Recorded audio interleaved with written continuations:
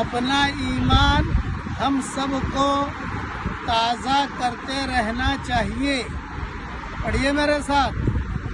اشہد ان لا الہ الا اللہ واشہد ان محمد رسول اللہ صلی اللہ علیہ وسلم. دیکھیے میں نے اتنا پڑھا، یہ سیدھا عرش تک پہنچ گیا کلمہ. میرا گناہ بھی معاف ہو گئے، اور رسول اللہ صلی اللہ علیہ وسلم کی سفارش بھی نصیب ہوگی. بہت فائدے ہیں، اس لیے اس کے تذکرے کرتے رہنا چاہیے اور یہی کلمہ گنگناتے رہنا چاہیے تاکہ ہمارا ایمان مضبوط رہے.